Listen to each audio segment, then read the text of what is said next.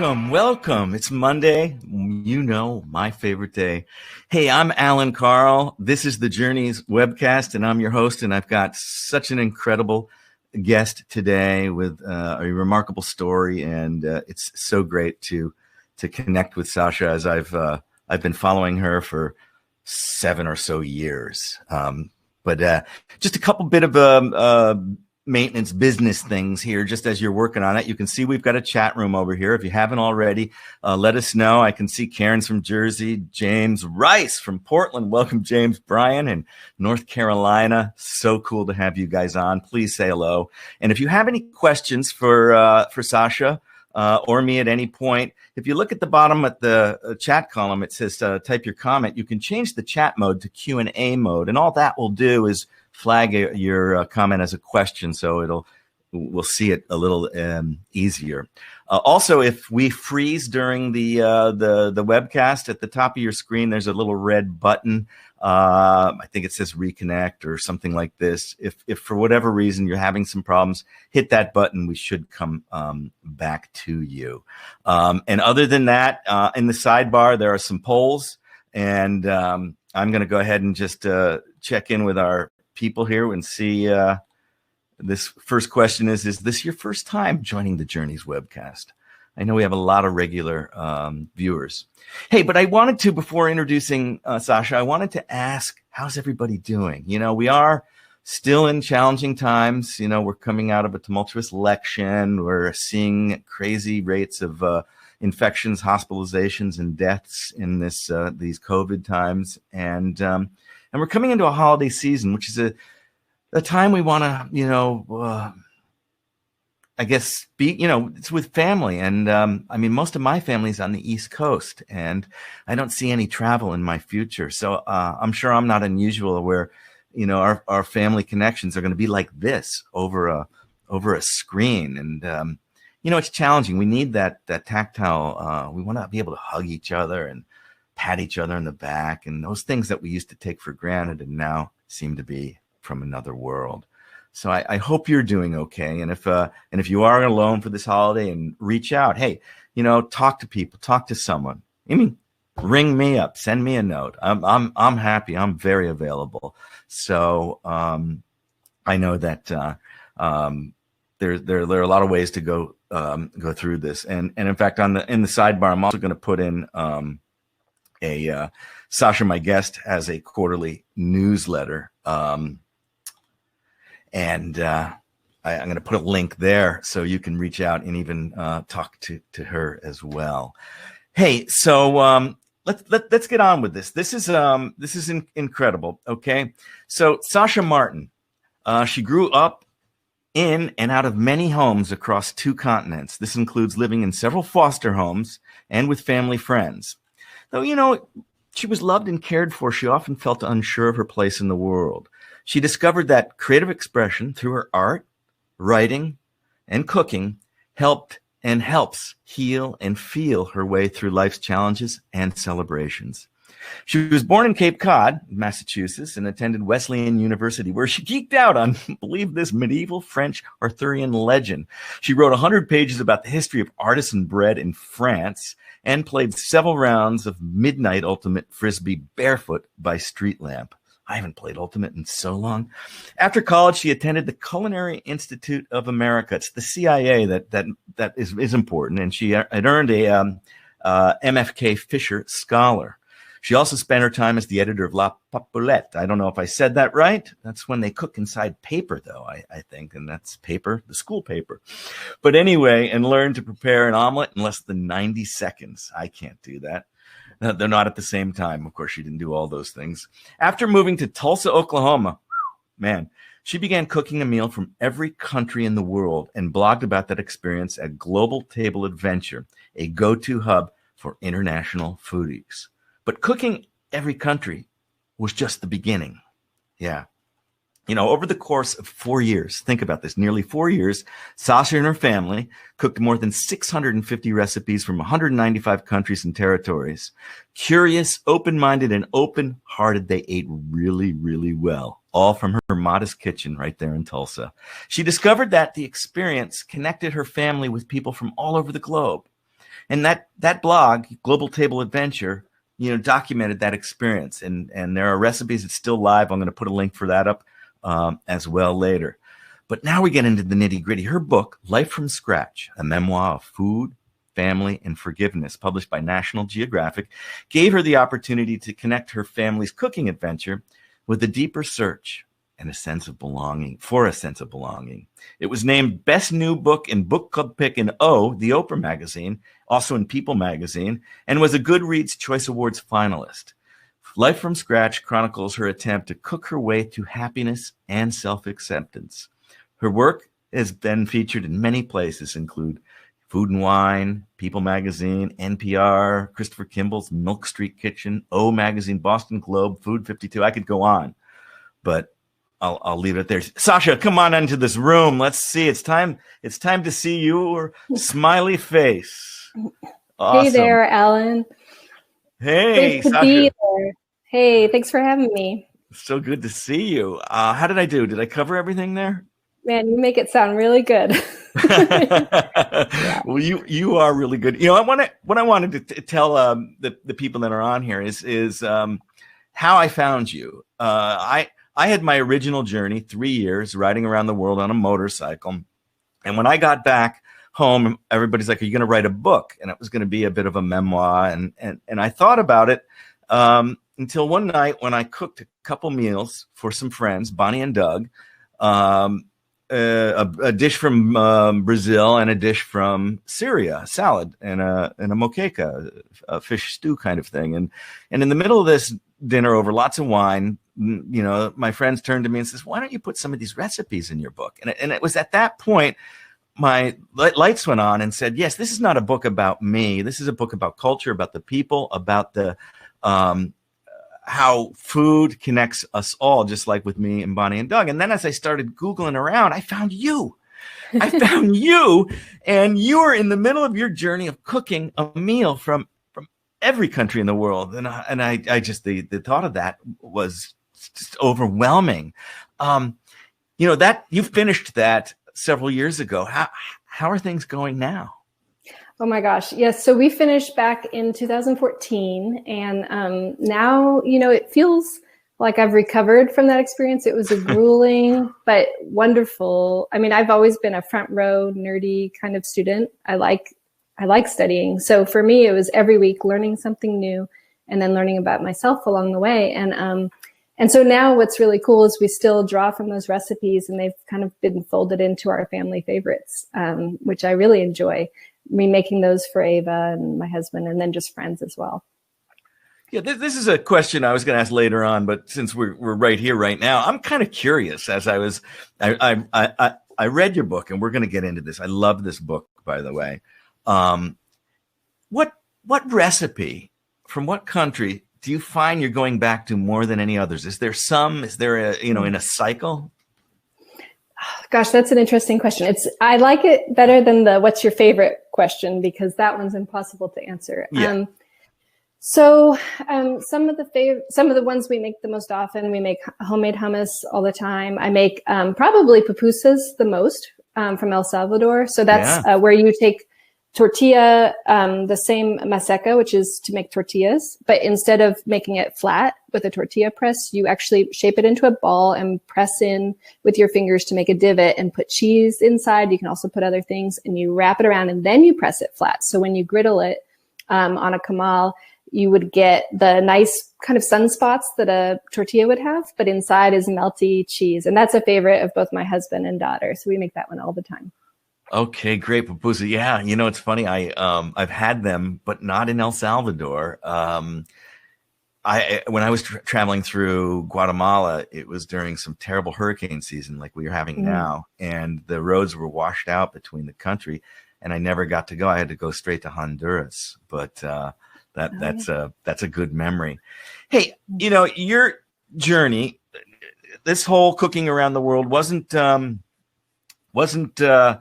just something that you'd been dreaming about all your life. You've actually, very honest, your book. I mean, I have to tell you that I had tears at several times reading about, your life and how often you were kind of shifted around. And I wanted to just briefly share with that. And you have to really read the book. For those of you watching, you have to read the book. We're going to try to give you a little highlight of what got Sasha, what got you to Tulsa.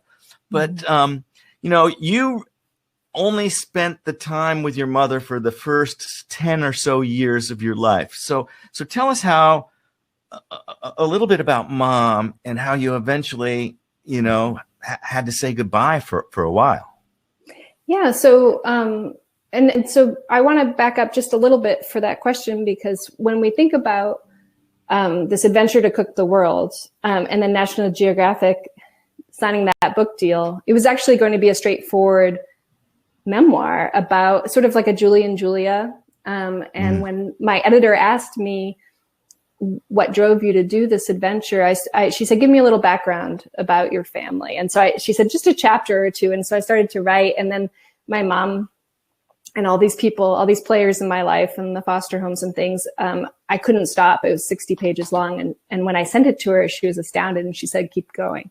So that's, we all have reasons that drive us to do the things we do. And so for me, it did all start with my childhood. And she said, I'll deal with the marketing team at National Geographic, because it wasn't really on brand to be talking about foster homes and that sort of thing, right, even in a memoir. And it wasn't even, you didn't think this was going to come out of you in this writing creative process. No, not at all. And so the reason my mom comes into it is that she was the first one when I was little who would use cooking to help me see beyond my circumstances. And so we were on food stamps, and we were in Boston. And so she would often find interesting recipes. We would go to maybe a cultural experience, like a folk dance or something at a local community center. And she would talk to somebody there and get a recipe from them and go home and make it. And so one time I remember specifically making German tree cake, which is 21 crepe-like thin layers of broiled, it's like an almond flavored cake batter.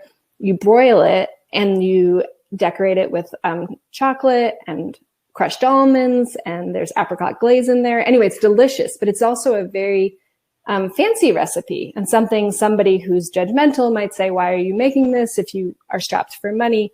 But what I see in what she was doing is she would scrimp and save and then make sure we did have something on the table that set our imaginations off. What else, 21 layers like that. There's nothing more inventive or cool than that. And so that was where I got that foundation and that curiosity, realizing, you didn't have to eat the same thing every day, which was also, we were also eating moldy bread. I mean, it wasn't all, I don't want to paint a picture that it was all glorious like that, but she was trying.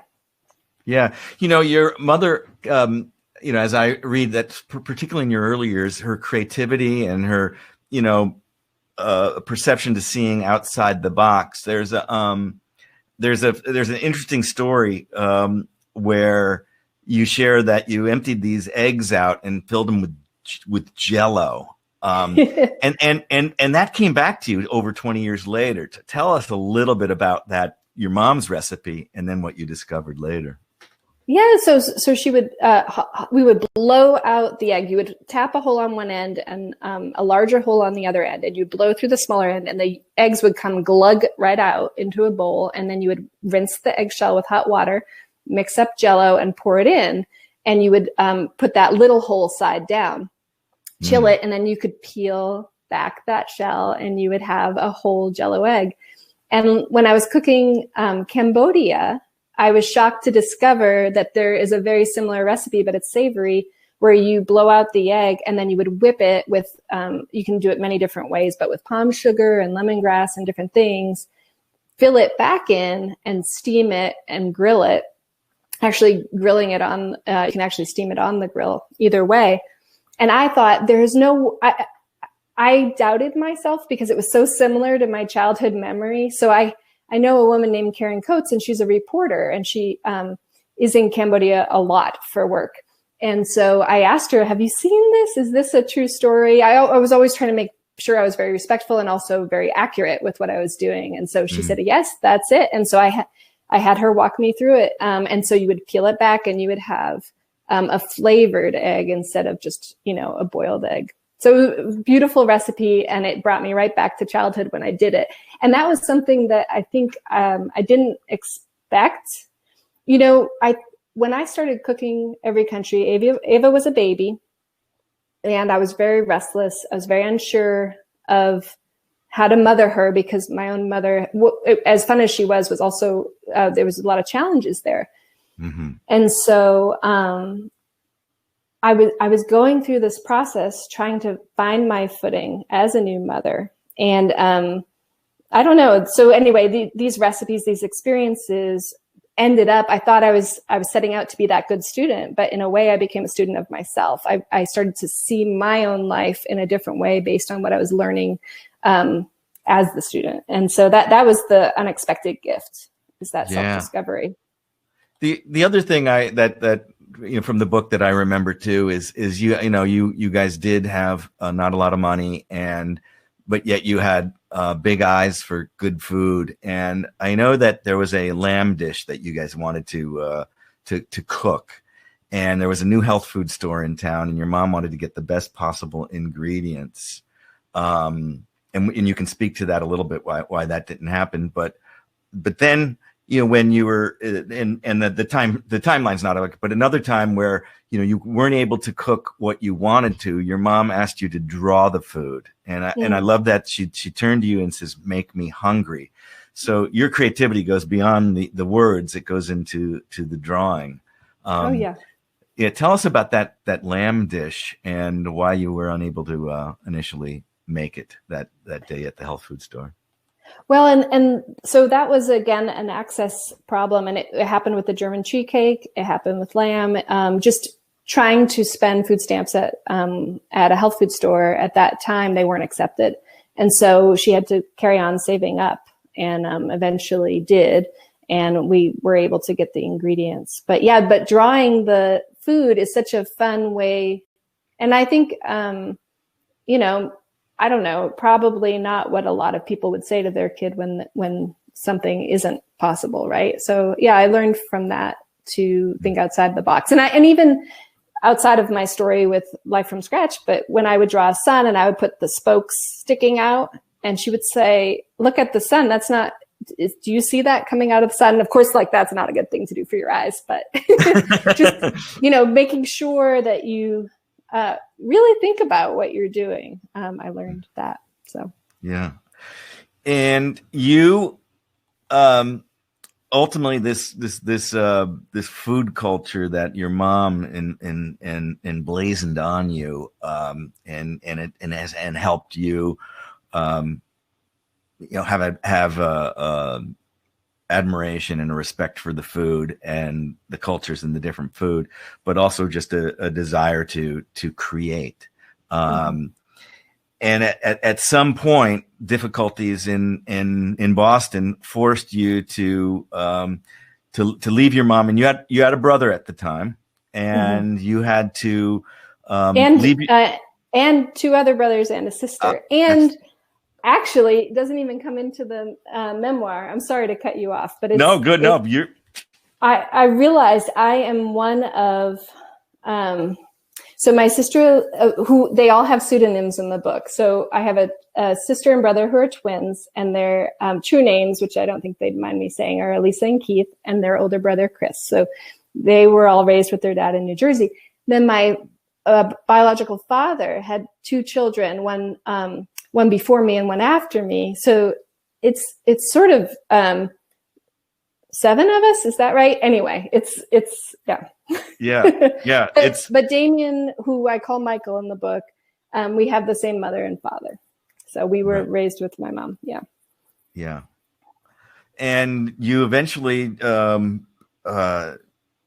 started Damien and you started a new life with Family Friends. Yeah. And it started from Atlanta, and then you soon found yourself in Paris and then Luxembourg. And you were now going into your preteens, teens, a little bit of rebellious, but there was a tragic event that kind of triggered maybe some of that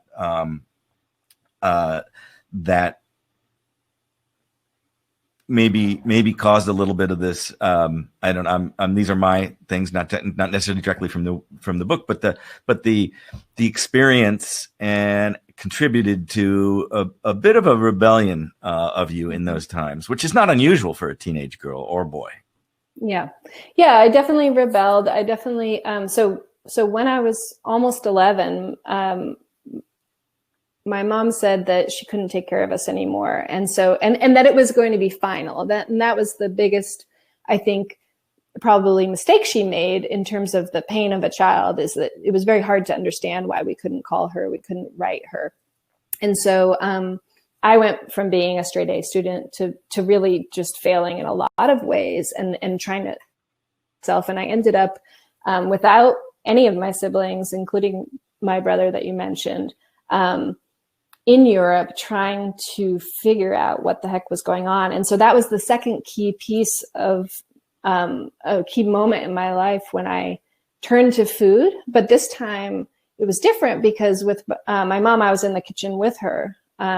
In Europe with my guardians, they loved to cook, they loved food, but they wanted me to be studying. They didn't want me in the kitchen, and I didn't know how to ask to be in the kitchen. And so I went into the boulangerie and I went to the cheese shops and I stared in front of these bizarre sausages hanging in the windows. And I just spent a lot of time wandering around Paris and Luxembourg. And that's where I got an entirely different food education outside of the home. And so that was a really key thing for me. Yeah. And you talk about, this revelation you have with the French baguette. And, and then this must have triggered this 100 pages of essay on artisan French bread. And there is a recipe in here, by the way, which I will try. I'm not a baker. I've made a little bread, but you say you can make that classic French bread at home, even in Tulsa or San Diego. Oh, yeah, you can. And it really comes down to time and temperature. Yeast is a living organism, and it grows best when it's cool and slow. And that's where you get the flavor develop and get that really crusty. And then you want to get a really hot oven. Everybody's been playing around with sourdough, including myself, since COVID started. But in some ways, I was intimidated by sourdough, but not by this French bread. And part of it was I spent so much time in college studying the chemistry of it. Half of my thesis was actually the history, and then half, or a little bit less than half, was chemistry, and trying to figure out what is it that the French are doing with their steam injected ovens and all this stuff. What kind of protein, really, really geek level, like, how much protein is in the flour. But bottom line, about 10 to 15 minutes a day for 3 days, you can make a very decent few loaves of baguettes, small baguettes. And a lot of the work happens when you're not handling it in that cool time. Yeah. I spent formative years just north here, about 60 miles, Newport Beach, Costa Mesa area in Orange County, California. And there's a bakery, it's C'est Si Bon, and they make the classic croissants and the baguettes.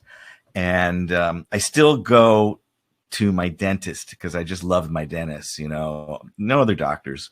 But it's a ritual for me. Whenever I have a dentist appointment, I go to that French bakery and I buy a couple baguettes and I buy some croissants. And, you just can't at the grocery store. I mean, there's nothing like those made in that French bakery. So I'm with you. Hey, all this talk about food made me forget, and I'm getting thirsty, and I bet you are too. Yes.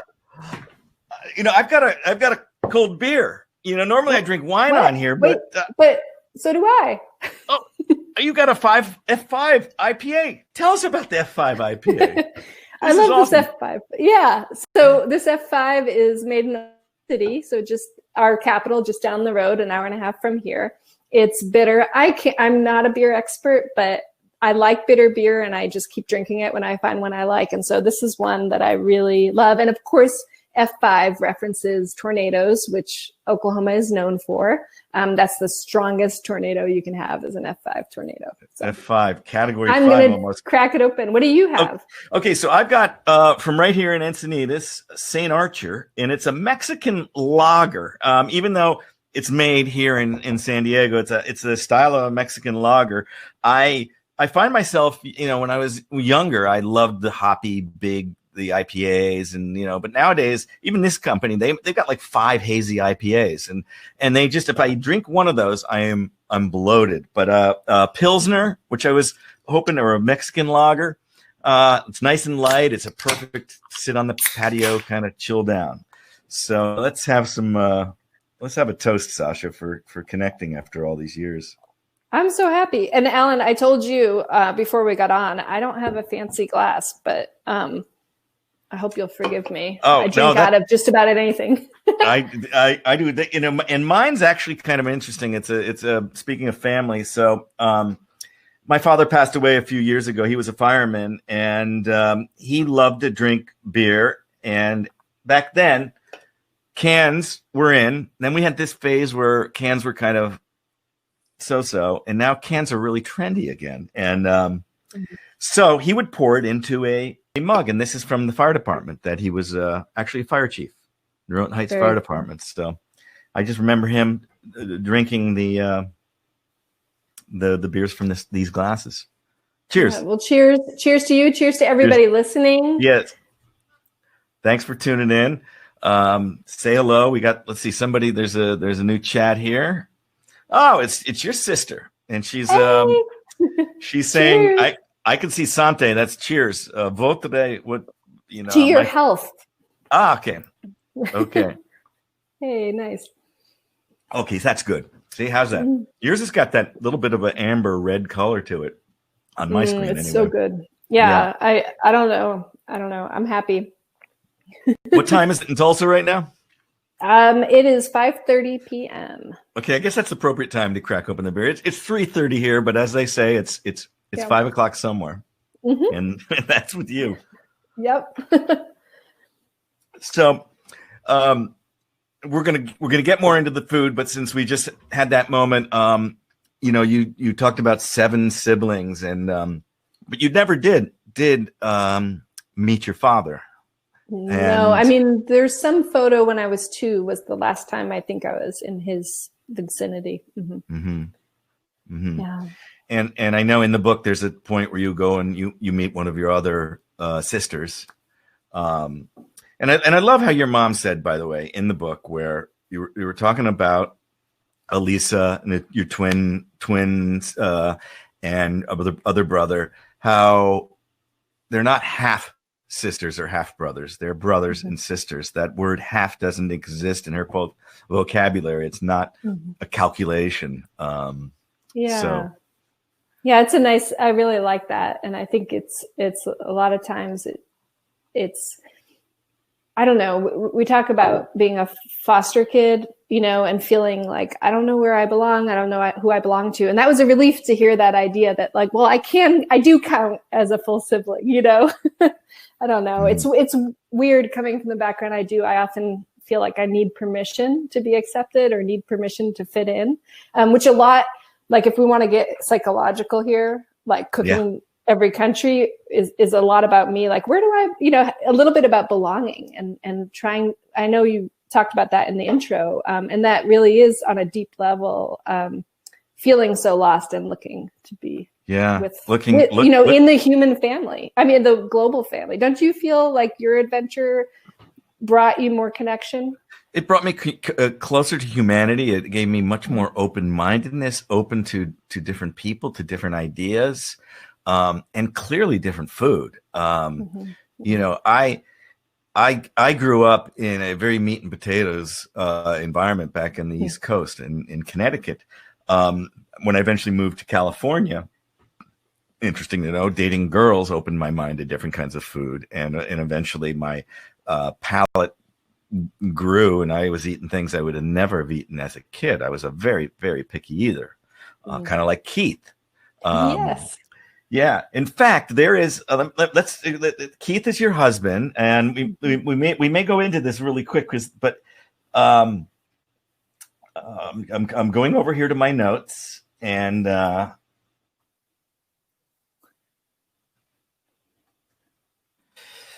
love this. Okay, so you go through and talk about Keith. He looks gonna twist his nose at you, and crosses his eyes when you're putting some of these foods in front of him. Where I say variety is the spice of life, but he said a good quote there. Do you remember what it is, or do you want me to read it? Oh, go ahead and read it. I'm trying to pick. You said when we first met, or when we were? No, this is when you first started at some point in the adventure where he started loosening up, I guess. You'll have to read it back to me. Let me see. Okay, it says, "I never knew how much of the world I was missing out on by just eating hamburgers." Yeah, and I think that's that could be a thing you could embroider and put there for people that are a little bit closed-minded to different kinds of foods, because it is a truism for sure. And and I was always interested in I think working with my husband on because I had the opportunity to go to 12 countries by the age of 19 or so, and he had not really. I don't know that he'd gone really very far outside of Oklahoma when I met him. He had certainly never been to the ocean. We did that the first time together.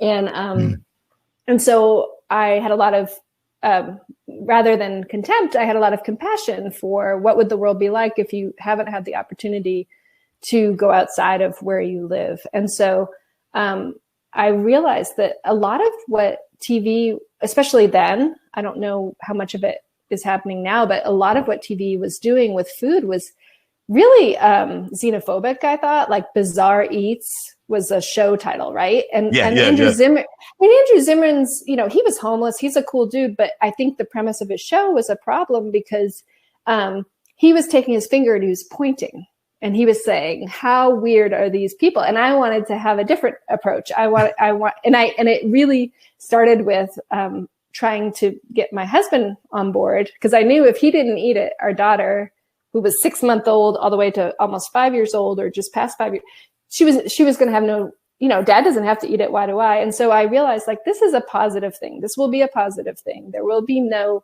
ogling. There'll be no other. I didn't want to other.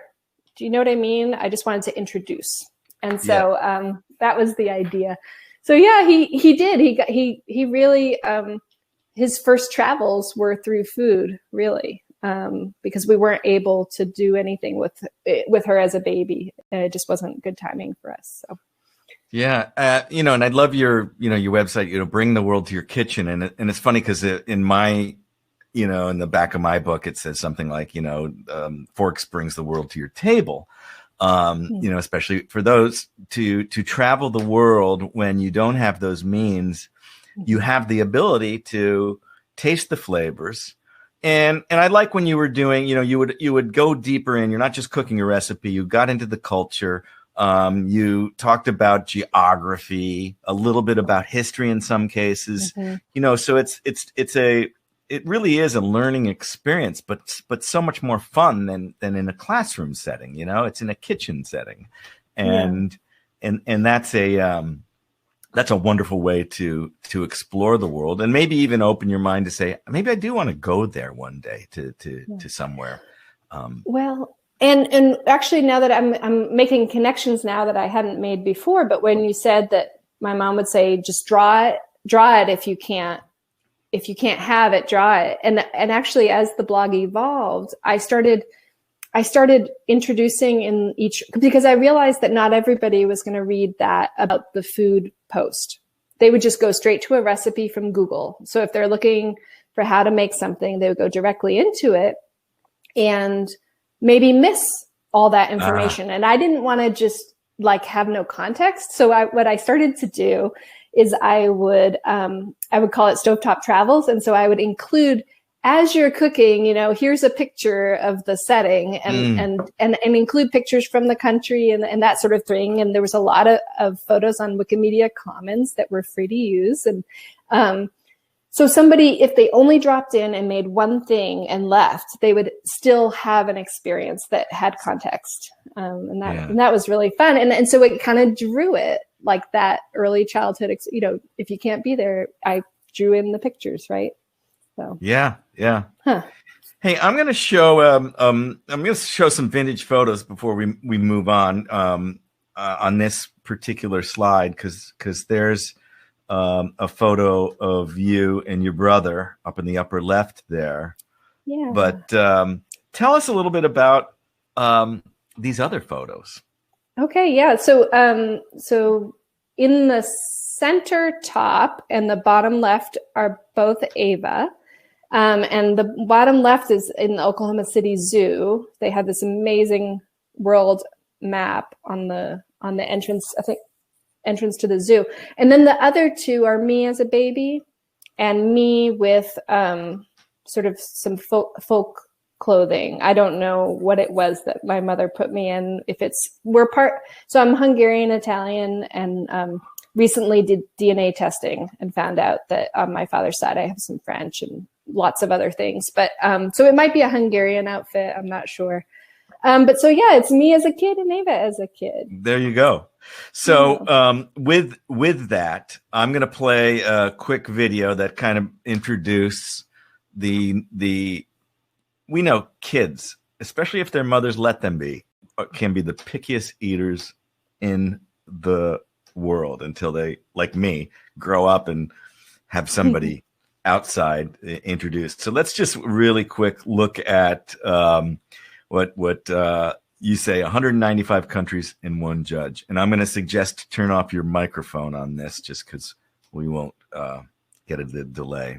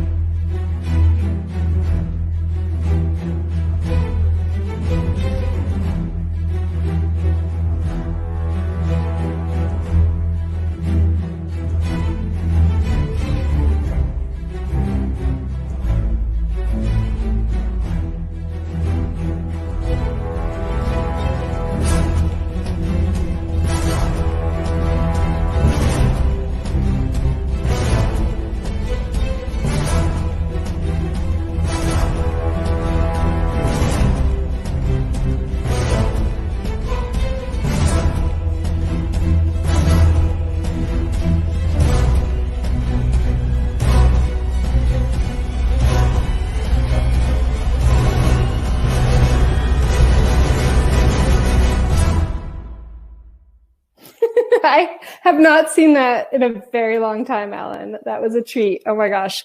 And it was all filmed before we were done. So she was very small in those videos. That was cute.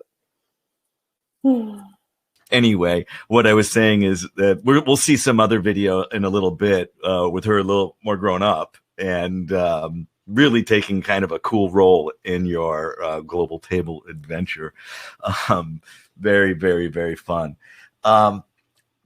So, I want to talk about that food, traveling the world, this very creative, but obviously I just put up by the way, in the offer section, and there really are no offers. We're not selling anything, but I do have a link to Sasha's book in that offer section. So if you want to go quickly bookmark that, I fully recommend this. And the other thing I'm going to say, and I told Sasha this last week, is in this pandemic, I love to read. I love to write. I'm a creator. I'm creative. But in this pandemic, since March, I haven't read one book cover to cover. And I kind of wonder where does all the time go? Yeah, I'm sitting around noodling this, noodling that, watching YouTube videos. I don't really binge watch things. It's not on my thing. I'm trying to create. But I read this in 2.5 days. Okay. And it's really well written. Sasha, I know I told you this before, but I encourage anybody. And by the way, if you're seeing this on the YouTube replay, there are links down below to the book, to Sasha's websites, to the mailing list, all that kind of thing. So check out Life from Scratch, because it's really a fun read, and it's got food, it's got recipes, it's got angst, it's got joy, it's got love. Oh, thank you, Alan. Yeah. So so speaking of that, you say in the book, and you say on the blog that you don't always have to be authentic to the recipe, and that this gives you I think, as you say, transcending boring same old meals to setting a global can ignite passion and compassion and bring back the joy and adventure of cooking with your family and friends. You had a loyal group of following. What were some people who were trying these recipes, doing these recipes, telling you as they were exploring?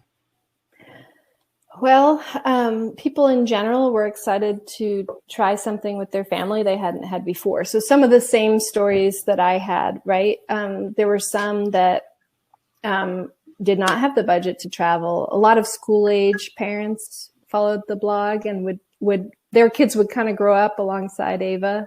I still hear from people today that have been making food steadily from the blog. And they're in the eyes or they're in the peas. And I just think, bless you. Wow. because it took so much concentrated effort, like I'm sure it did for you.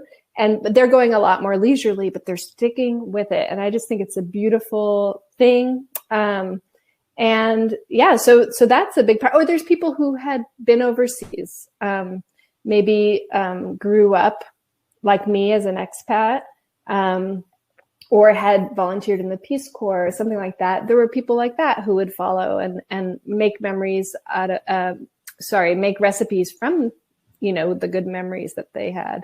And they would be looking for things and find those recipes there. So, one of the things, and I have a project that I've been working on, and I'm hoping in some post-COVID world I'll be able to execute that. But it's about, for those, especially people are nervous to travel now, you don't have to leave the States to have a cultural, culinary, true experience. Mm-hmm. And there are a couple points in your book that you talk about, and I'm sure there's so many more, where you are starting out. I think it's Afghanistan's the first meal that you actually make, and you need to find some rose water. And rose water for cooking, not for fragrance or I don't know what else they use it, rose water for. But you're looking for a culinary rose water, and you find a market that you never even knew exists. And my concept is, and I want you to talk about that, and then also about the Middle Eastern market that you came across, but and the stirring pot, of course. This is all really good stuff. But the point is people have the world. They really do. Even in Tulsa, some people may look at that Tulsa. I mean, that's a red state. I mean, no, there's no culture there. But the world is right in your backyard. Tell us about that. I think so. You've hit a topic that I feel really passionately about, which is that that a lot of times we are narrow in ourselves. And when we start, it's like learning a new word. Once you learn that new word, you start seeing it everywhere you go. And that's what happened when I started to think I was, quote unquote, stuck in Oklahoma, and started looking for these ingredients, and then realizing I was the one that was narrow. There were all these beautiful markets all over Tulsa that I could just go into, meet people from many parts of the world and talk to them, hear their stories, buy the ingredients. Often there's even Ebute Tropical Market had food primarily from West Africa. I mean, it's beautiful right here in the Midwest, what you can find for ingredients. So I became really passionate about not making anything by mail order. And if I couldn't find it in Tulsa, I wouldn't make it. I found kangaroo meat at the meat market. I found, and I wasn't, I wasn't always looking for the most unusual ingredients, but when it came time for Australia, I thought, okay, I need Vegemite and I need, and I need some kangaroo if I can. But we also made Aussie burgers to please my husband, which is basically a burger with, you can put a fried egg on it and pineapple slice, different things. So, but yes. And then I would run into somebody from Belarus in the department store working. I would say, oh, I love your accent. And he would say, oh, I'm from Belarus. And so I'm cooking Belarus, like, I forget if it was coming up or I had just done it. And she did not want it. She thought I was a little strange, I think. But I made a lot of connections. And the biggest one was Bulgaria, which I'm sure you remember from the book. Love this. I'm researching what to make for Bulgaria. And I'm like not in a big intersection neighborhood. It's a very quiet little street that I was on. I'm at the dining table and the doorbell rings. My mom happens to be visiting.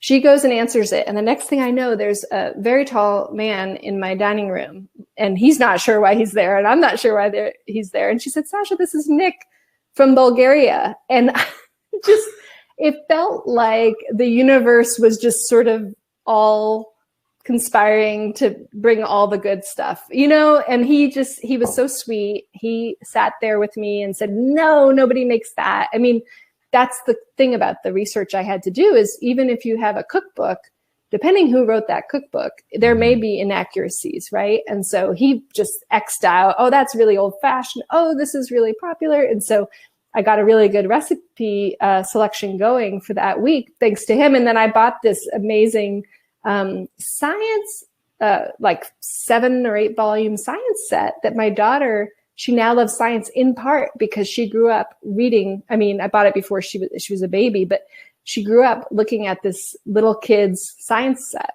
So I don't know, it's really amazing. It's weird. I say there are no strangers, only friends you. It's not me. I don't say it. It's an Irish proverb. There are no strangers, only friends you haven't met. And the warp and whoop of the big fabric or the big tapestry of life have threads that go so many ways and you have no idea, but they are all connected. And you do find that some strange coincidences. One of the weird ones for me is I was in eastern Brazil in the Bahia province. No, I was up by Salvador.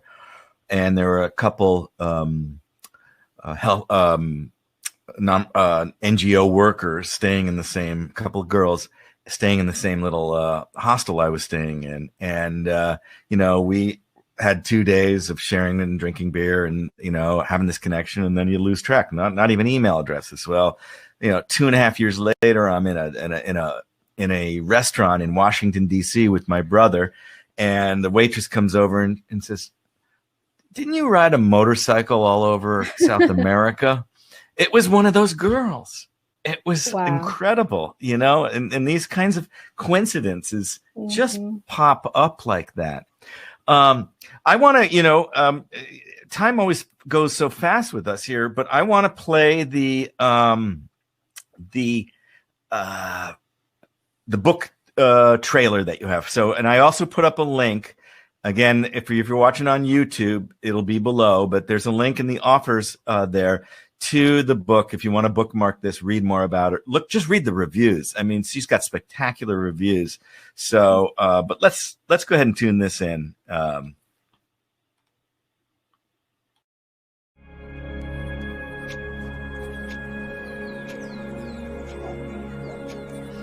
When I was a little girl, my mother used to say, there's no such thing as half family. And yet, feeling as though I belong somewhere, anywhere, has always been my greatest challenge. When I became a mother in my 30s, I could no longer ignore this disconnect. I wanted better for my daughter. I began obsessively cooking a meal from every country in the world. 4 years exploring Afghanistan to Zimbabwe, all from my tiny kitchen in Tulsa, Oklahoma. Every meal I cooked was a walking meditation.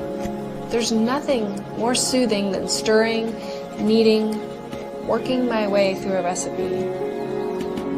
But I realized I would never truly feel at home in this world if I didn't make peace with my past.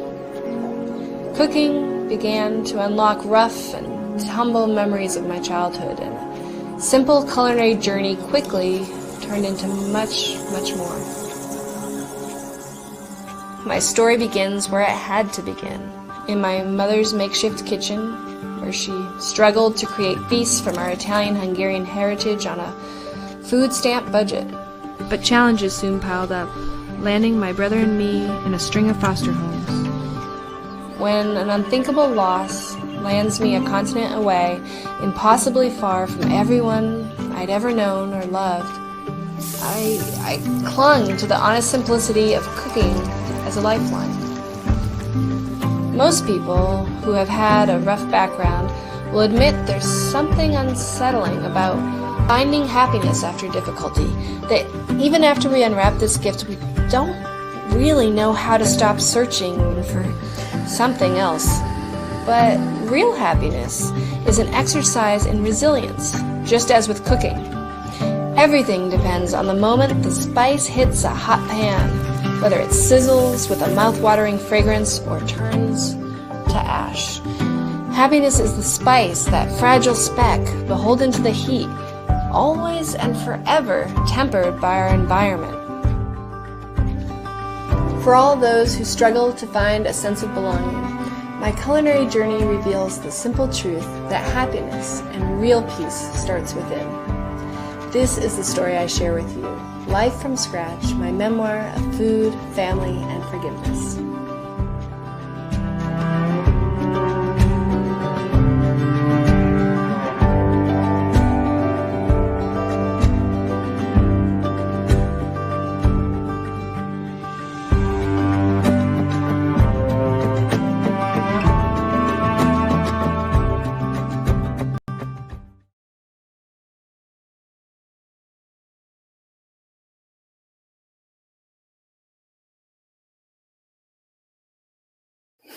Yeah, see, I told you I do it every time. It's just like, as geeky techie as I am, I can't remember to turn the damn mic on. Anyway, so well done. Really photographed well, really shares the story. I love the book. But I'd be remiss right now not to bring up something that's, a lot of people that follow the webcast, a lot of them are motorcyclists. I've had several around the world motorcyclists that were stuck in lockdown. I had one guy stuck in Spain. There was another guy stuck in Turkey, and another guy stuck in Uruguay. We're going to talk about Uruguay in a bit, actually. But anyway, but you moved to Tulsa, right? This is after you go to first year of CIA, Culinary Institute of America. It's in Poughkeepsie, right? Is that where it is? Yeah. And Hyde Park, just north of Poughkeepsie, actually. Yeah. And you decide to take an internship, not in a restaurant, working those crazy hours as a sous chef or whatever they would have given you, prep chef, prep cook, but to out of the blue. It's like almost you took that map behind you, threw a dart, and you're in Tulsa. How did that go? And then while you're in Tulsa, you needed more adventure, and I think you decided two wheels might be a good thing to do. Yeah. So right before I went to Tulsa, I had been in a 3+ year relationship with a guy, and I was always on the back of his bike. He had an SV 650. And we would ride it up to Vermont from Connecticut to do some bread baking classes. And he would fill his saddlebags with at King Arthur Flour, all the bread we made, which is like 10 loaves, easy. So I had done that and we broke up. And so when I came to Tulsa for my externship, you're right. I knew I wasn't really cut out for the hot kitchen, that I was interested in food writing. I was interested in food science a little bit. And so it was kind of hard actually to find an externship in that. And so Tulsa was one of the places that had an R&D lab. And so I ended up there right on the heels of our breakup. I think we broke up sometime maybe February, and the externship was that summer. It might have even been after February.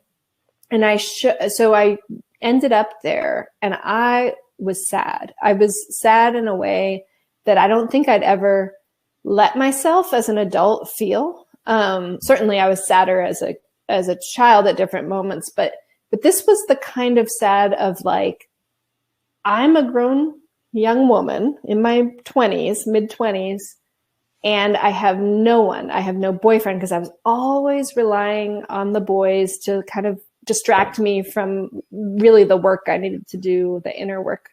And so I went to this place, and I had no friends to distract me there either, no family. And so, yes, I could call them, but ultimately it was me alone in this studio apartment, going to work, coming home to like depressing rental furniture, which like I got the bare minimum because I didn't want to spend a lot. And so I didn't really have furnishings, and I would just cry. I would cry and I would cry. And then I was a jogger in those days. So I would jog, and I would sometimes have to stop in the middle of my jogging and cry. And it was like this catharsis was happening. I don't know exactly what it was.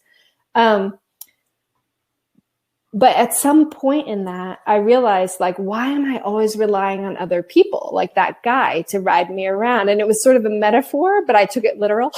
Like, I should have had my own bike, and like feminism reared its head. And I thought, well, why not? So I started Googling, and I only was supposed to be there in Tulsa for 3 months. And so I thought, well, I can figure out later how to get the bike home. Certainly other people have ridden from the equivalent of Tulsa to Connecticut before.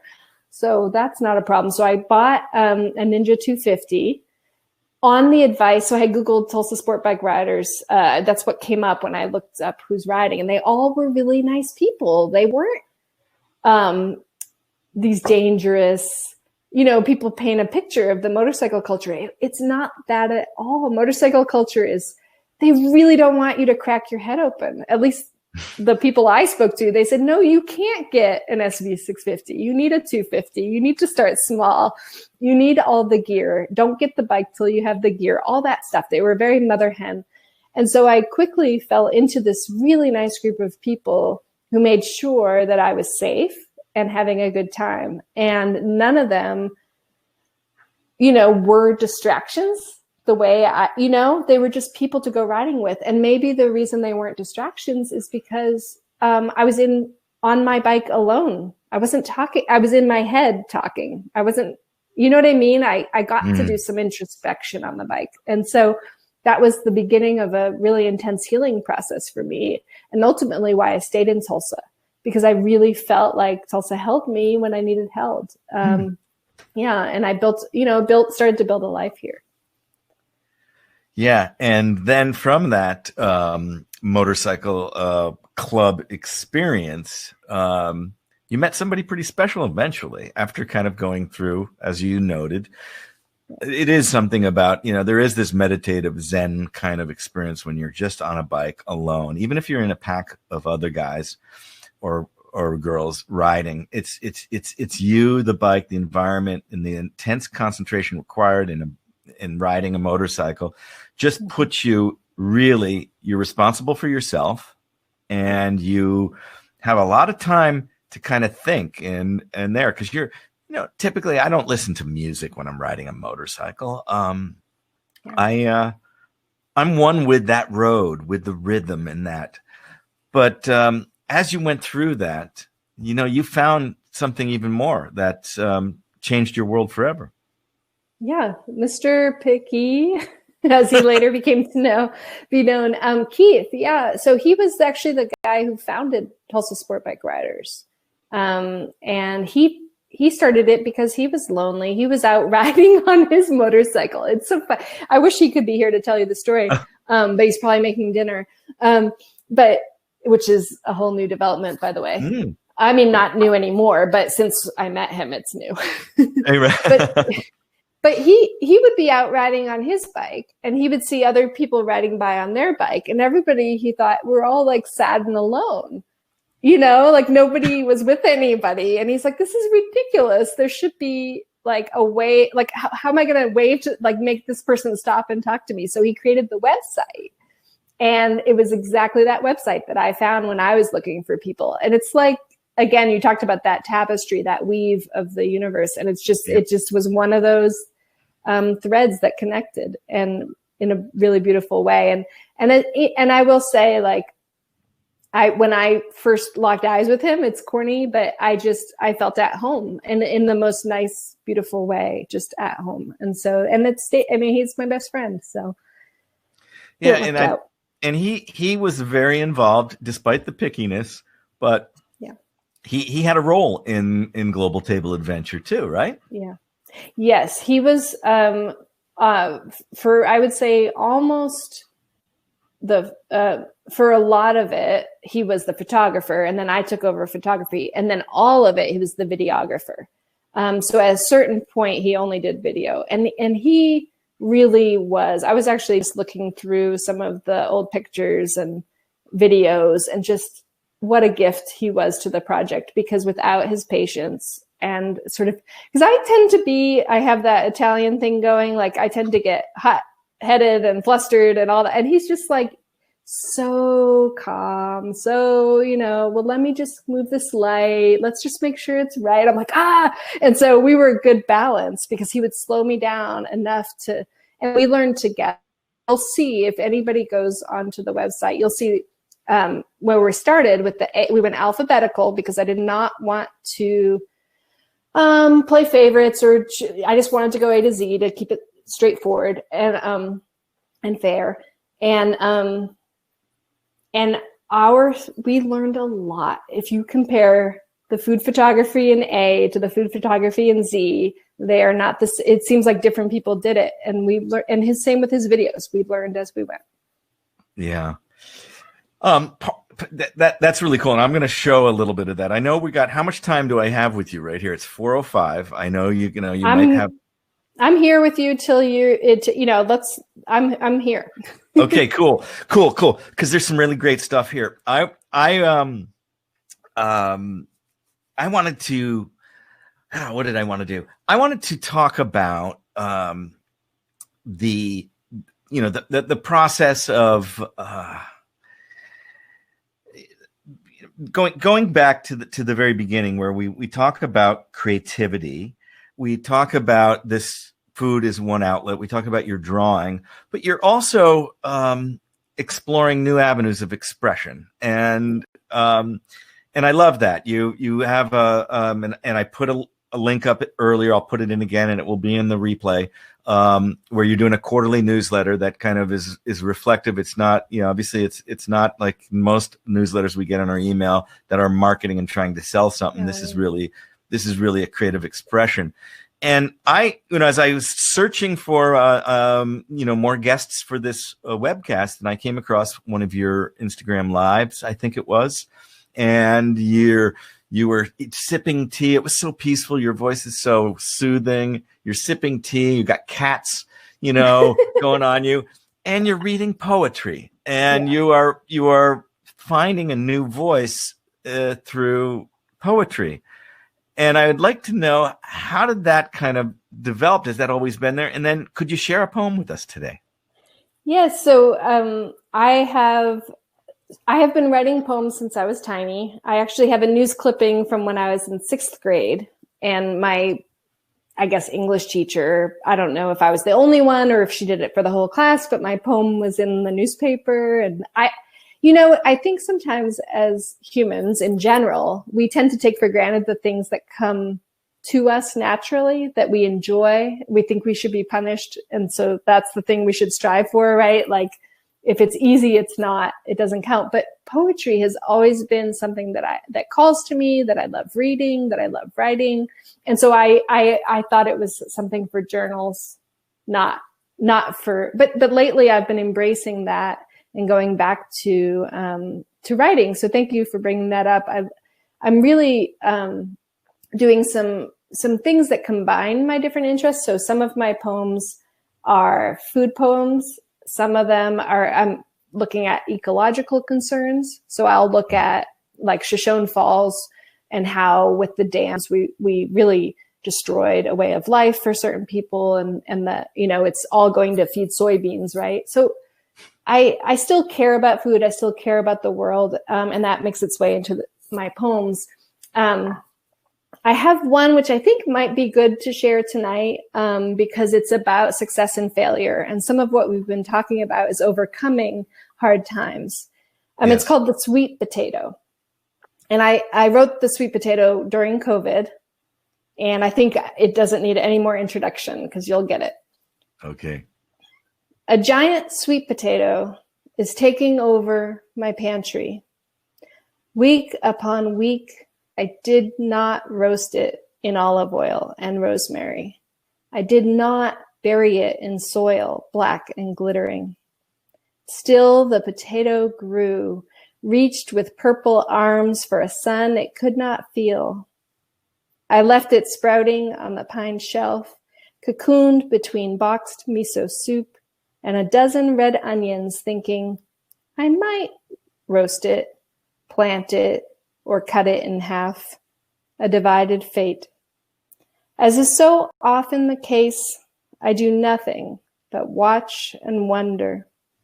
Maybe success and failure, growth and neglect are one. So there you go. That. That's great. Yeah.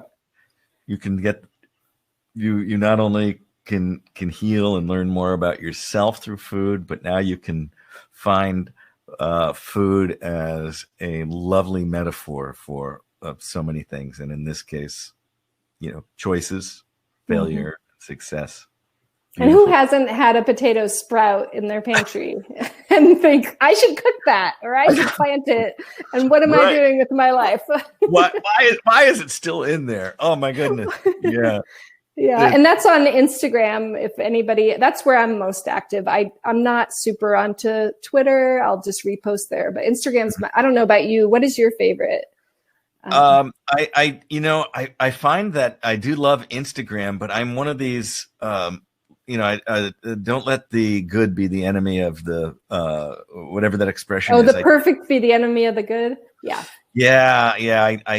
I find myself sometimes like, okay, I need to have something great up there. And so I do a lot of stories though. So I find myself doing more stories than actual posts. Cause as a photographer, I'm so self-critical, you know, of wanting to make sure I'm represented. But anyway, there will be links to Sasha's Instagram below here as well. I don't have it on the offer thing, but on the replay you'll see that. Or what is your Instagram? Is it it's that Sasha Martin. Yeah. Somebody else took the other, so well, so that's because they're not that Sasha Martin. So there you go. There you go. So we've been talking about your book, okay? And I'm looking at my notes and I'm like, okay, there were two passages in the book that I thought would be interesting to read. And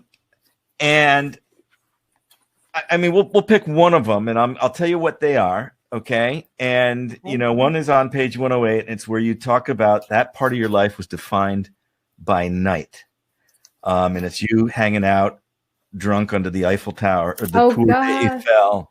Yes. Do you want me to read it? Or the other one is, in 257, you talk about the tensions that gave way to giggles. And let me pull up exactly what the context was, because it was when you were starting the Afghan meal, the first meal with the stirring pot. So those are two. So you pick which one you think you'd like to share. I think they're both written really well and give a good sense of what you can find in this memoir of Sasha. Oh man, Alan, what an impossible choice. Which I think it's worth pointing out. Look at all my flags. Oh my God! Yes, these are for when I do speaking engagements and things, and I need to find something fast. Neither one of these are flags, so now they will be, because I love seeing what people are drawn to. We can't mention the Paris one without just explaining it. Because it's just such a cool moment. I was drinking in 8th grade in ways that college kids are drinking in America. I was in a lot of pain. That's when it started.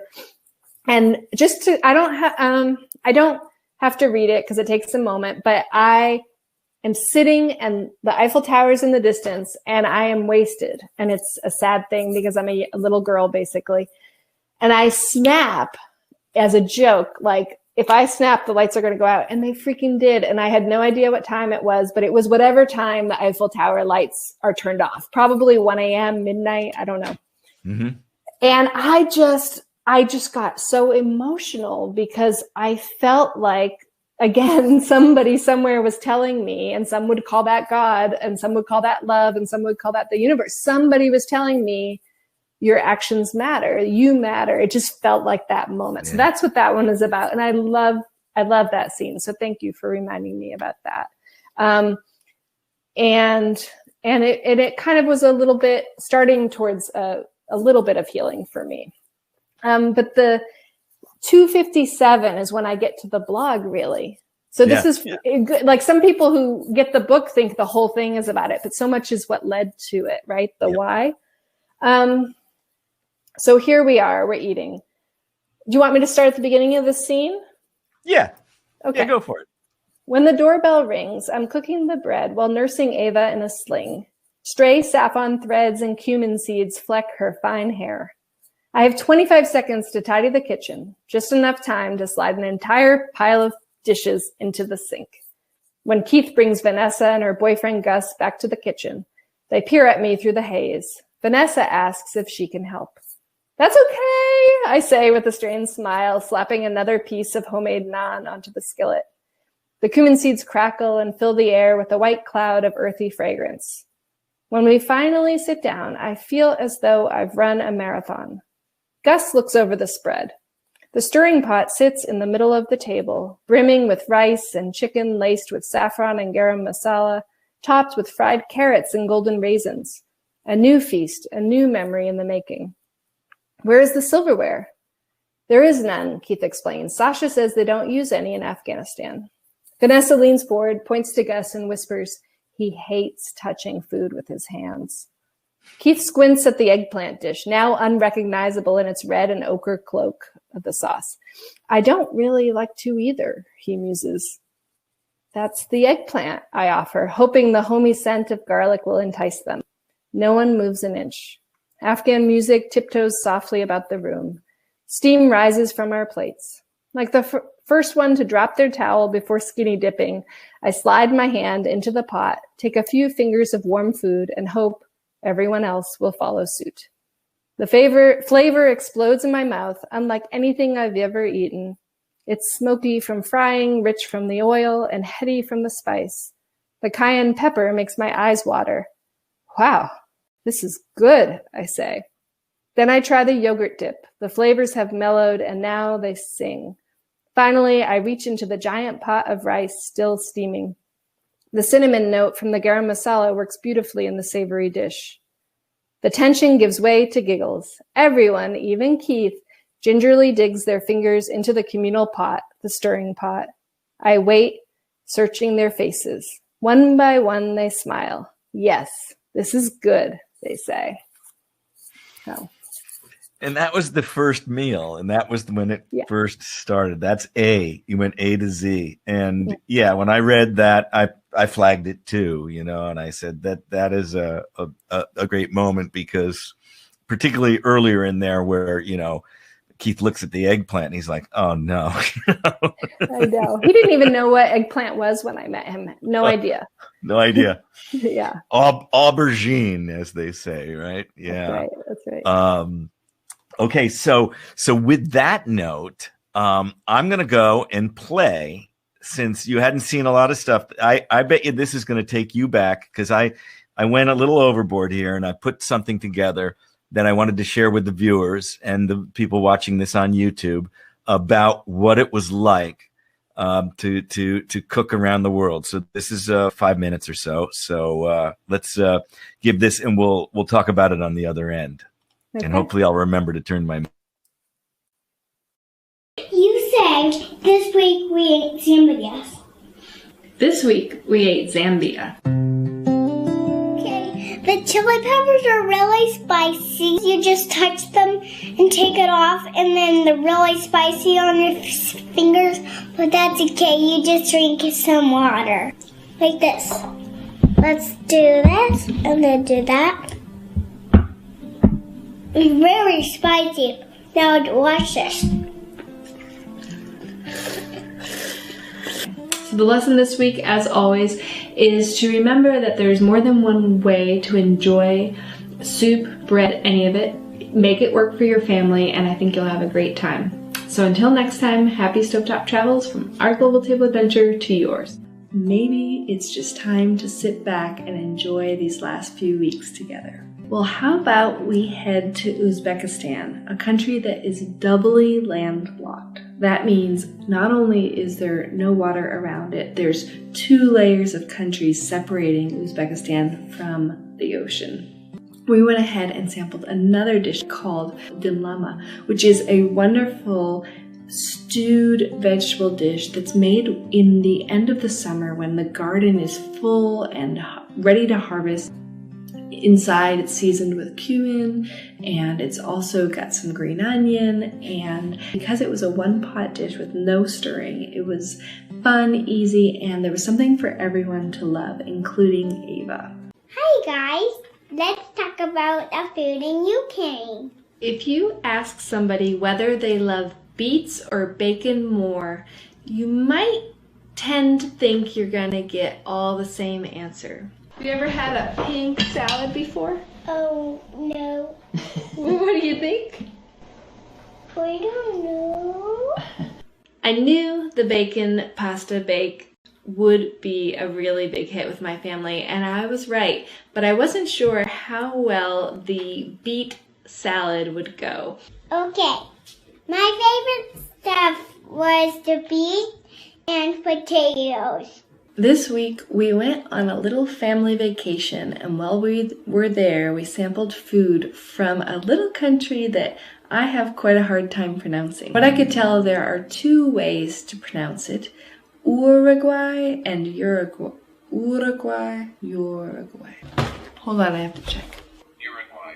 The second thing we tried was the typical Uruguayan hot dog. It's really nothing super duper special except that the hot dog is longer than what you're used to, and it's all about the toppings.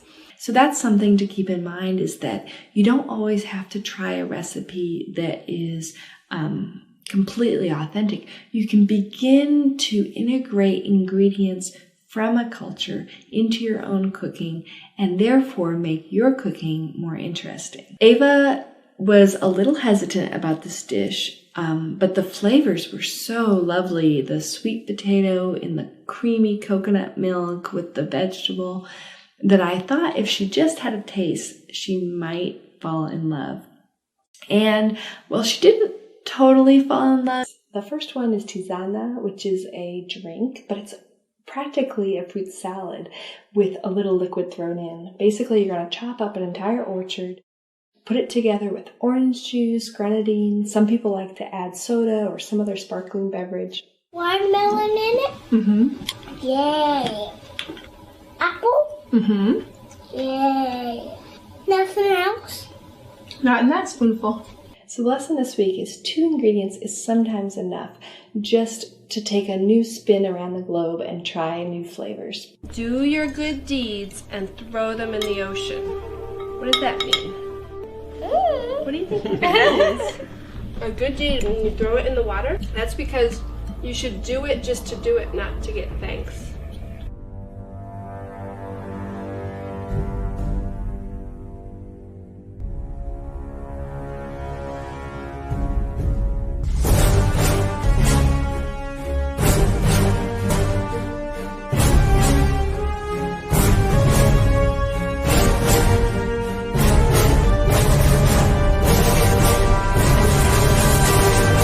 Welcome to Syria's week at the global table. Cherries and pomegranate and lots of tart, sour, intense flavor. But the key in this recipe, I think, is the garlic.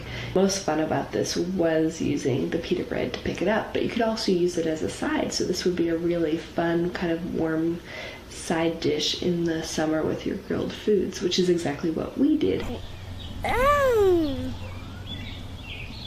If you see a recipe with an entire head of garlic, or you see a recipe with a whole bunch of sour cherries and that seems a little bit much for you, don't initially write it off, because a lot of times bold flavor isn't as bold as you would think once it gets cooked down, once it's alternated with meat and the flavors are balanced. This week was very exciting. We learned how to say love like a Slovenian with braided heart bread. At the end of the day, it was so wonderful to eat. It tasted like it just tasted like love. Hot, humid, tropical, jungle, swampland. Hey guys, this week we cooked South Sudan, which was really exciting because it's the world's newest country. So now we're technically cooking 196 countries.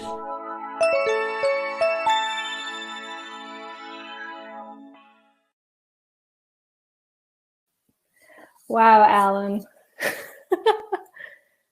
You spoiled me. This was so beautiful. Thank you.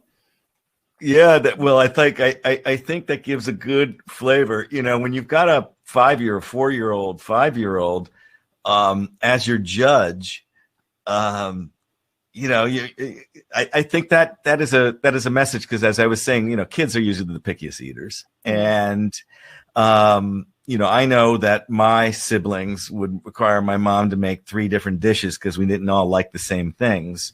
And by exposing Ava to such things, and at such an early age, I think it's a message for families to start bringing in new flavors. Mm-hmm. To children when they're much younger, as provided the parents are open to those flavors, and that's a whole nother obstacle to do that.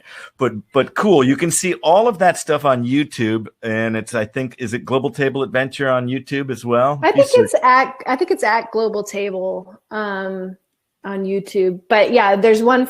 We didn't do them early on, but in the very first videos, it's like Ava just eating the food, and then over time they became sort of instructional videos, as you saw clips of. No, I think it's love, and I love the little lessons, and you know, trying to bring a little bit of, because some of people, for not those that are now at I and still doing it, but for those that don't even want to get into an A or a B, you show that you don't have to follow the recipe to the grid. You know, you can bring adventure into your cooking a little bit at a time. Yeah, exactly. So I've got a string of questions that are just kind of random, and I think it will be fun. First of all, when, maybe she already has, when do you find it's okay for Ava to read? Oh gosh, I'm going to wait a little longer because of the hard times that happen in when I was 12. So yeah, and also how I behave as a teenager. I think I'd like her to be 16, okay. 17, 18, something like that. It's on the bookshelf. She's a voracious reader. It is possible that she gets into it before then, but I keep it kind of high. So there is some content that, you know, may not be advisable for the youngest readers, even if they are capable of reading the words. Yeah. I want to talk about a name. What's the name that's on your birth certificate? Musashi. Musashi. Musashi. And yeah. Do you know? I'm sure you know. So Miyamoto Musashi was a Japanese samurai who lived a long time ago, and he was known. He fought his first battle when he was 13, and is said to have never lost a battle. But he's also a philosopher. He wrote the Book of Five Rings, which is about strategy in fighting. You know, sort of like the equivalent of like the nobility. You would have a manual on how to fight in the right mindset. It's kind of like that, which is still in print today. So that's what that was my birth name. And then it became Sashi, and then it became Sasha, then it became Alexandra. My mother changed my name a lot. And so when I got married, I finally went back to Sasha, which is the thing I was called the most in my life. Called. But yeah, I have Musashi on my team. Yeah, you've been Musashi on your team. You're slaying dragons and doing it at an early age. That's for sure. I like how you say that you had a different name for every phase of your life, and now you are comfortably settled in with having gone through the global table adventure into Sasha. And yeah, that's very cool. So let's move into your kitchen for a second. I'm curious, what 3 ingredients, actually 6 ingredients, 3 ingredients you'll always find, perishable ones, and then maybe 3 that are pantry items or elsewhere that are, not perishable. What will there always be? Interesting. Try not to be too boring with them. So there will always be smoked paprika, which kind of comes from that Hungarian heritage, but then there will always be almond extract. Wow. It's interesting. I'm kind of going into like the like family heritage thing. So my mom used almond extract a lot in her crepes and things, and in that German tree cake. So almond extract. There will always be. I mean, I could say things that are just so boring, but I want. What do I have that's like chickpeas? So to make hummus, to make like some kind of masala with it, some kind of rice for sure, some kind of pasta for sure. I have like ramen noodles, but like the good ones. They don't come with flavoring packets to make like homemade. Right. Yeah. Okay, so I have to. So I'm pausing a lot because I'm trying to decide if it's worth your time to tell you my problem. And I think everything's worth my time. I'm here. I think you and your listeners are gonna really find this fascinating. So my problem is that Ava, when she turned 7 or 8, suddenly we discovered she's incredibly allergic to most spices. Wow. And not all, but the ones in the parsley family, cumin, parsley, mustard, coriander, like all these different spices. And so a lot of what I have, like the smoked paprika, is because I have to make curry. She can have turmeric, but I can't put cumin in, and I can't. So I'm having to relearn over the last few years how to cook all these global flavors that she loved that she can no longer have, which is such a weird, disturbing twist in all of this. Like, how is this? How is this what's happening? And there's one video where she's trying to add, she finds some dish, I don't remember which one, and she decides she's going to add parsley to it, and she loved it. Yeah. She totally loved it. I buy artichokes a lot. We stuff artichokes a lot, but I can't put the parsley in anymore. And some of the allergies are quite bad, actually. And then some of them, she'll just get a headache or something. So some nuts. I think it comes from my husband's side. They have a lot of food allergies, which may explain the pickiness, like unrealized upset, right? Yeah. Yep. So. What about you? What do you have in your pantry? Well, on the perishable side, this is going to sound boring, but always onions, garlic, and lemon. Yes. Those 3 things. And then you will always find lentils. Okay. Mm-hmm. I do this Burmese dish with lentils that is kind of a India meets China kind of blend, but it uses garam masala, and there's always garam masala in my but that's kind of a blend. Does that have cumin in it? Is that something? It does usually. Yeah, it does. Yeah. So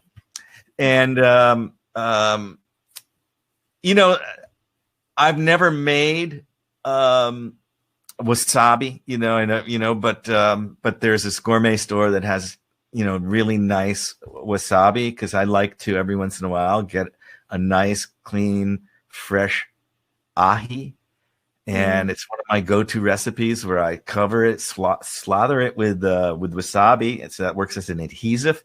And then I get black and white sesame seeds and I just coat it and then just sear it. And the sesame seeds, roast. It's so good. So you'll find that. And I always have stock. I sometimes make my own. In fact, after Thanksgiving, of course, I made my own. So I've got 3 nice jars of really fresh made stock. And then otherwise I will buy it, in a box. Yeah. but I will use that. Yeah.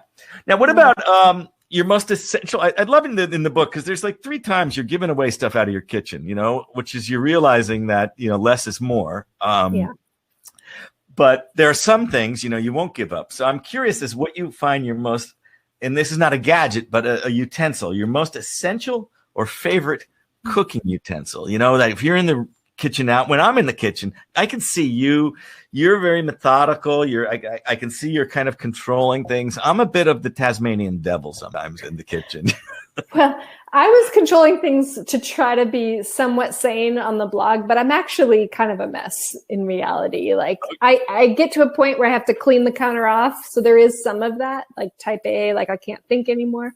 But okay, utensil meaning objects I hold in my hand, not a pot, not a blender. Okay. Okay. I mean, my wooden spoon. Come on. Okay, it has to be my wooden spoon. You can do almost anything with that. Yep. and I always playing drums to stirring. Yes. And whacking. That's it. I also love, I'll just say, I also love, I bought a large clay base with a wooden mortar and pestle. Okay. And it's so deep. I got it at one of the markets here in town, actually, called Nam Hai. And because it's so deep, when you hit anything in there, garlic, you can do like homemade Caesar salad dressing in there, like paste all that together with lemon and all the goodness. Nothing bounces out, like the peppercorns don't bounce out. It's just the right depth. So that's another favorite. That's actually really good. I could see, I love the smell of fresh cardamom seeds when you bang them down. Oh my God. In Ethiopian food, lots of cardamom. For me, it's the tongs. I don't know. I do love my wooden spoon, but they're like an extension of the finger, and I can use them for everything. In fact, sometimes because I've got high things. I'm 5'8", but I can't sometimes get the top shelf, so my tongs become. I need. That's awesome. That's good. I mean, you just call Keith over, and he can grab that thing. But I also have a little bit. I'm sorry, this is a question. You've opened a can of worms here. A ravioli rolling pin. Have you ever seen those? No. What is that? So it's a wooden rolling pin, but instead of being solid, it has it's like a grid. So as you roll, you're able to press dozens of ravioli out at a time. I think really I saw cool. You had a picture in that you'd sent me in of at least the raviolis rolled out, I think. Yeah.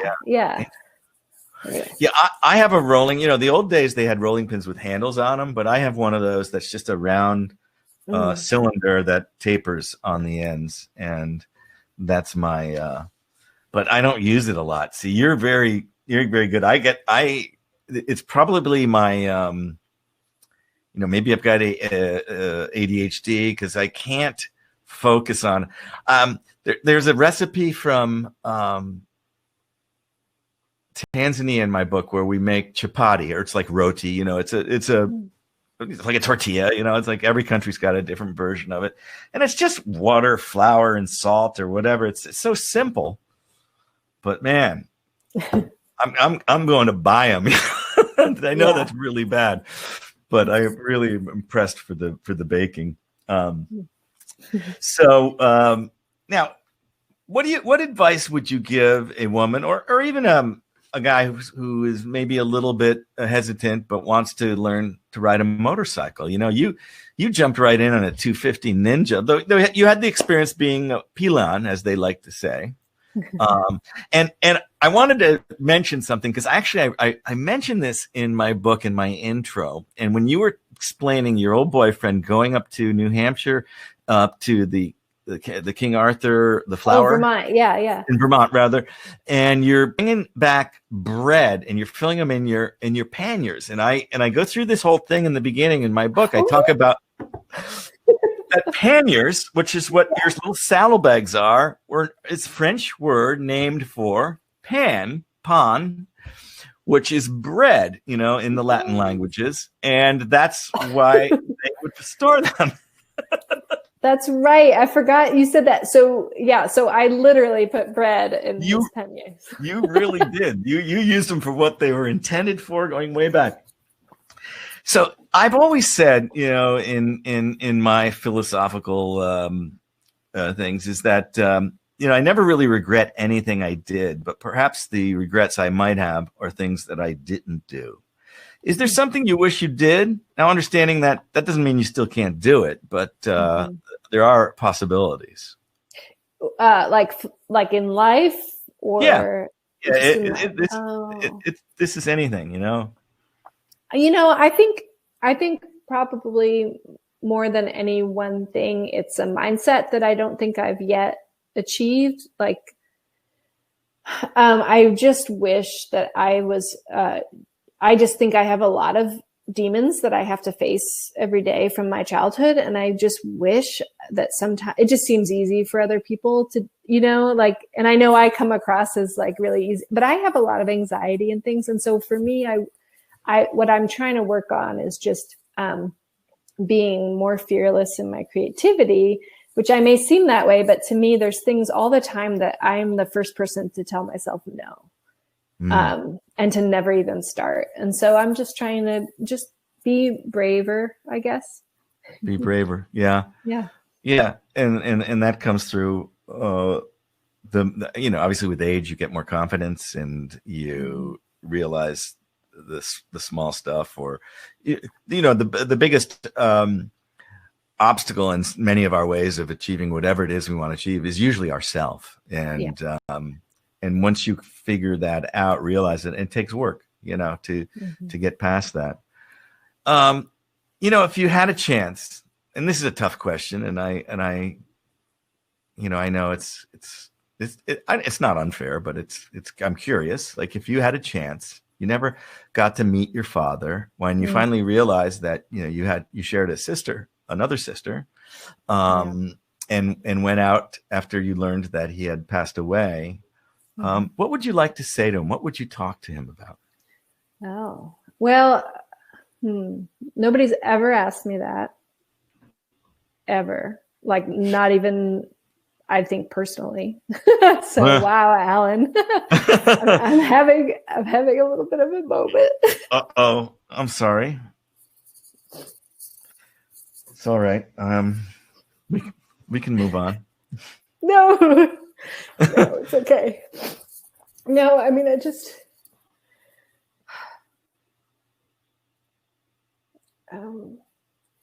I would probably just, so he was, when I went out to California, I learned so much of who I am. I had been attributed to my mother, the love of cooking, the love of writing, the love of art. And actually, he was all three of those things. He was a painter. He was a professional cook or chef, I don't know which, at a resort in, I forget where now, Lake Tahoe. And he wrote just filled notebooks with writings. And so, and then I saw a picture of him as a time that I went out to California. And I look so much like him. I always thought I looked so much like my mother. And so it was really profound to realize there are huge parts of who I am that are not hers, that are his. And I think I would want to just talk to him about that, about his love of cooking and art and writing, and how is it different from my understanding of that in the rest of my family, like what, and he really struggled. He was homeless. He was called a mountain man by a lot of people. He would just not carry a license. He would not hold down jobs. His mom was 14 when he was born. And so he was very troubled. He had a lot of anger issues and anxiety, I'm sure, but he would just disappear and go camping.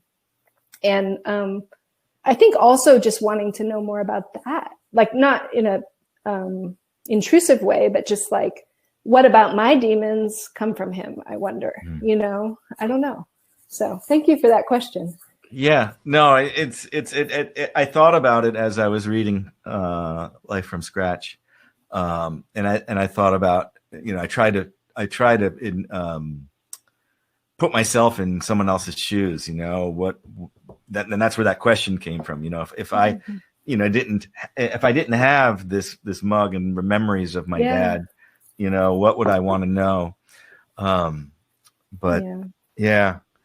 And then like any stories from his family, like, I don't know what Grandma Ricker was like, like who was that 14-year-old girl who had a baby? Like, what a story, right? Like, what was her story? How, is she still around? I don't know. So yeah, there's a lot when you don't know all your family, like a lot of wondering, and part of why I did the DNA testing. Have you ever done that? Like no, a 21andMe or a whatever? I haven't done that. I'm very curious. And I don't know why I haven't done that. That's it's like $99 and some spit. Like, yeah, it's pretty simple. Yeah. I was surprised. What I liked about it is that they show you the migration patterns. So they tell you where you're from, but like the Hungarian part, they say, and you're part of the Hungarians who came at this time, which is strangely specific. I didn't expect that. Yeah, it's amazing how they've been able to, and a lot of it is because there's been a lot of participation. I don't know, that project, has been going on for years. I know that the Mormon Church really was, early on in at least creating the threads, before the DNA testing became, more accessible. But So, we're coming down to it's getting ready for Hungary now. I always ask the question, what question didn't I ask that I should have asked? Yeah. I don't know. I mean, we talked about the poetry. That's where my head is now. That's where I'm really excited and interested. So that's good. Honestly, Alan, you're so thoughtful. You're so prepared. I've done a lot of this kind of conversation over the years, and this has been a really, really wonderful one. So thank you. I think you've covered it. Well, that's good. Of course, the minute we ended, I'll think of something I'd like you to do just before you go again, because poetry is where your heart is. And I loved the sweet potato, and I'd love you to read one more. And yeah. Okay, well, this one brings us back to my CIA days. And I actually it's the one I just shared on Instagram. I made a little video for. It's called Mashed Potatoes.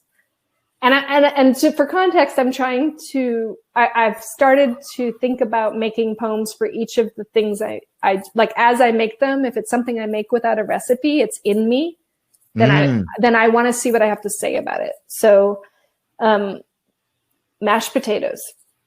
It was mashed potato day at the Culinary Institute of America. We fledgling cooks flocked around Chef, flanked by Viking stoves and stockpot towers. Chef told us to start with cold water, boil until done. Some rolled their eyes, others leaned in. One asked, pencil poised over a small notepad, "When will the potatoes be done? How long do we cook them?" "When?" snarled Chef, his gray hair bouncing. "How long?" Our little circle scuttled back. Chef's frustration, a mirror to our inexperience, our modern stopwatch lives. Behind him, salted water tumbled the brown stones of earth, and on Chef railed, "Stop thinking clocks can tell you when food is done. The potatoes will be cooked when the fork sinks in, when you bite down and the flesh melts beneath the hardness of your teeth, when the skin peels away in soft ribbons. A clock is useless in the kitchen. You must feel for the food's progress, how the kitchen air changes from cold and dry to steamy. Another shiny-eyed student raised their hand. How much salt, chef? How much butter? Chef slapped the counter. You waste my time with questions no one here will answer.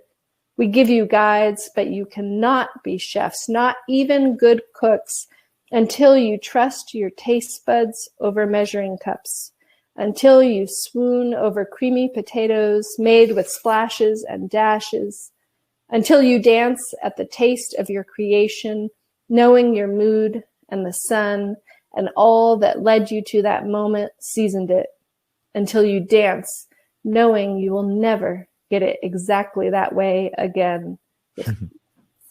There you go. The improvisational jazzy part of cooking, right? Yeah. You know? Yeah. And it's good. Last week I had a guest on, a very a guitarist. He's played with Eric Clapton and Mark Knopfler and Elton John. It goes on, and he was telling me about playing with Eric Clapton, and he said that when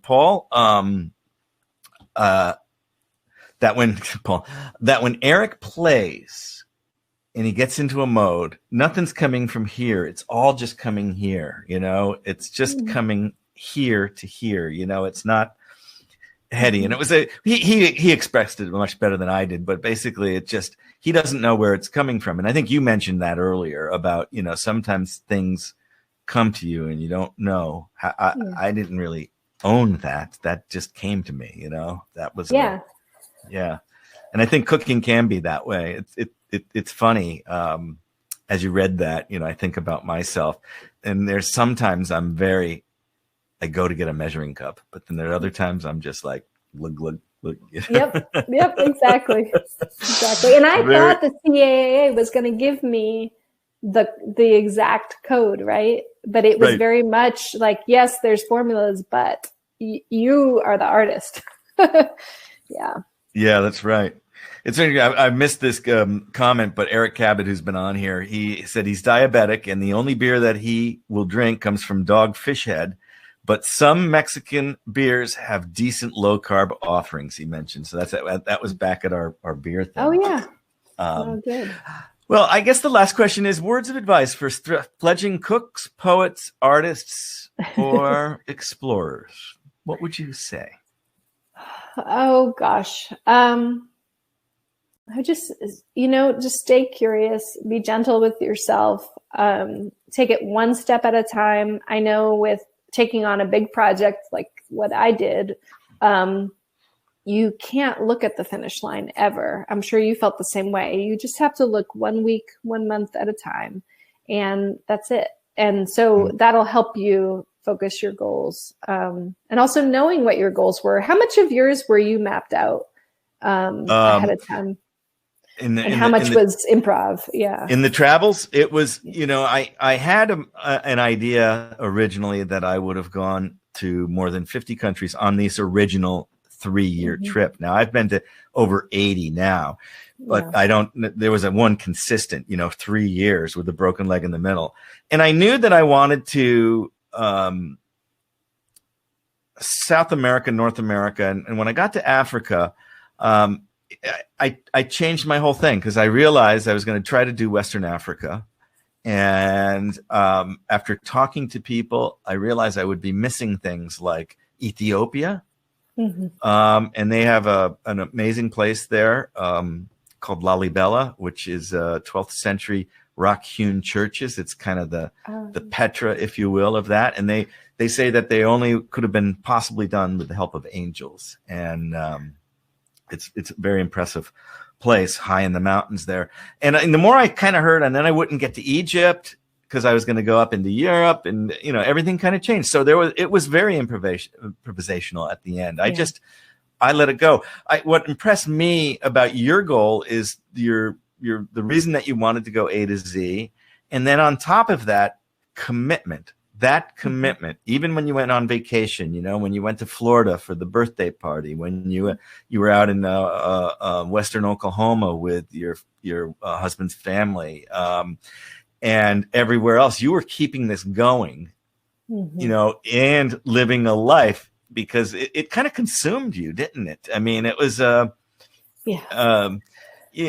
because it requires that. It requires it requires that warrior in you, you know, to really pull that through. And and then sometimes I envy those who get to do it off the radar. Like, by choosing to blog about it, I thought, you know, I'm recording my memories and all that stuff. But then at some point I was holding myself accountable to a point where I worked myself really hard, and I was happy to do it. But in a way, like, I sometimes get jealous of people who can be carefree. Oh, I'll take a couple weeks off.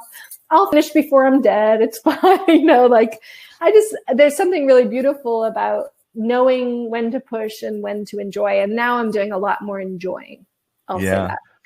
Well, and you had a mission, you know. It was not just, I'm going to cook this because I want to be the first person or whatever. This was not bragging rights. This is was a mission to share a message that how you can connect with each other and have a better understanding and an openness towards the world. And to me, that's what gravitated me to your blog initially. And that I felt that we were kindred spirits in the sense that you were going a lot further than I was going, but that I could learn something from you as well. So, and I have in today even. Well, it goes both ways. It's been really fun, Alan. Yeah, this has been a great time. I love that you posted you know, your book next to my book on Instagram. They're good bookshelf buddies, and I think so. They would make a good Christmas, like, you know, like one in a home, you could give one to one person and one to the other or something. I want to see on Amazon after this webcast goes that people that bought this also bought forks. Wouldn't that be cool to just see that? You know, I looked on Amazon a week ago or so, and I hadn't looked at my page in a while, and there was that, hey, people that bought forks also bought, you know, my brother's a journalist. He's an ABC News White House correspondent. He has a book on Trump. And so can I ask what book? It's called Front Row at the Trump Show by Jonathan Karl. So Front Row at the Trump Show. Because literally he's in the briefings. In the front row, because he's also was till this year president of the White House Correspondents Association. So, wow, yeah. So it's a reader. He's been covering Trump since in the 90s when he was, you know, a real estate guy in New York. So John has some really, you know, stories that go well before the White House. John worked for the New York Post back when he was in his 20s. And so his experience with Trump is not just these 4 years. It's 26 years of knowing him and covering him. Wow. But it would be that's cool. I want to see life from scratch there, though. That's what I'm saying. That would be amazing. Hey, I'm gonna do a little what do we call it? My kind of closing video, and then I'll come back and we'll say our greetings then. Okay. Thank you for tuning in to the Journeys webcast. I'm Alan Carl, your host.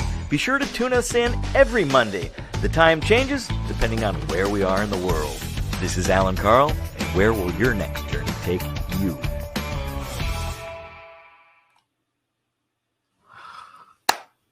Thank you.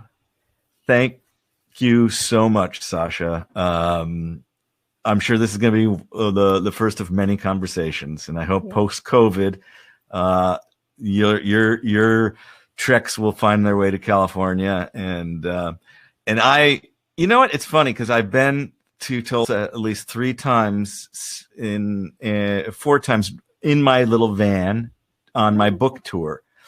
And I have to say, I forgot about this at the end. So there is a little restaurant. I don't know if it's still there that I used to love to go to because it was around the corner from whatever it was, the Best Western or something, whatever I was staying in when I stopped in Tulsa, called Juniper. Oh, yeah, it's there. Yeah. It's there. I mean, for now, COVID is, who knows, but it's there. Yeah, it was good. They always had some good wine, and the food was very natural, and it was decent, I thought. Yeah. And it was walking distance from the hotel. So yeah. Well, next time you come, I'll take you to all the other places. yeah, there you go. Good to have a tour guide. Hey, have a great meal. I want to thank Keith and Ava for letting me have you for so long, and we'll do it again. And then the replay will be up. So all the links are below for all of you watching the replay. Check out Sasha Martin's amazing group of creative expression through her blog, book, poems, and Instagram. Okay. Thank you, Alan. Thanks, Okay. everybody. Thank you. Bye. Bye.